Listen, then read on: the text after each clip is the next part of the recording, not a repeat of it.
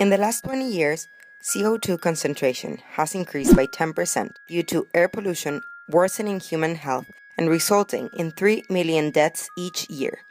This is the equivalent to the deaths caused by car accidents, HIV, and fires.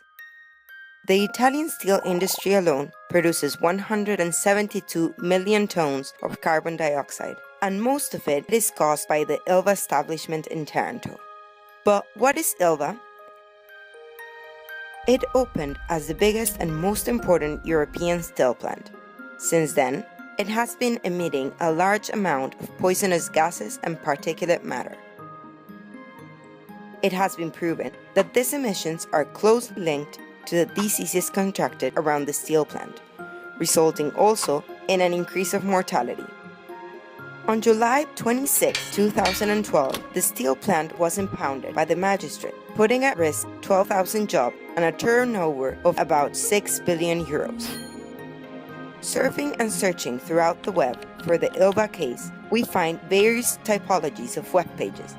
Categorizing them by type, we can see that the majority of the results belong to the news. The first report about the Ilva dates back to 2010, when a class action lawsuit accused the steel plant of polluting. Thanks to a semantic analysis, we see that the newspapers usually mention specific players and keywords, in this case, the workers' union and the employment protection. The controversy spreads wide as the region issues a law against the decree Salva Ilva, pleasing the environmentalists. But only 5 months later, the Italian government signs the AIA, giving Ilva the permission to resume production. The events assume more importance as the number of articles increases, like when an epidemiological survey is deposited in 2012, declaring that the Ilva's emissions are responsible for 2 deaths each month. In July of last year, the ruling of the magistrate impounded the steel plant. This led to the outbreak of the online debate, focusing the attention on the employment and health problem. After the trial, the web addresses all the events but gives different weights to the various topics. Often important issues, such as the remediation investments, are simply appointed and not analyzed in depth. At the end of 2012, hospitalization caused by Ilva's air pollutions are double. Nevertheless, the web talks about the initiatives to prevent job loss. In the last months, the factory had to lay off 2,000 employees and was forced to send on vacation 500 workers, complicating the debate and giving all the importance to work. The Ilva controversy is also discussed by the blogs that develop the debate, often using the same words as the newspapers.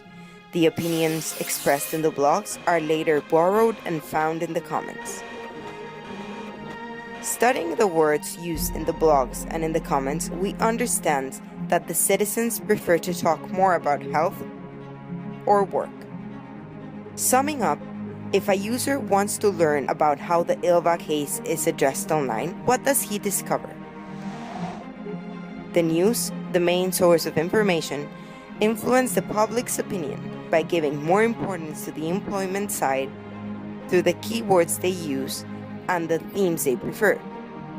This is emphasized by the number of articles that can be found.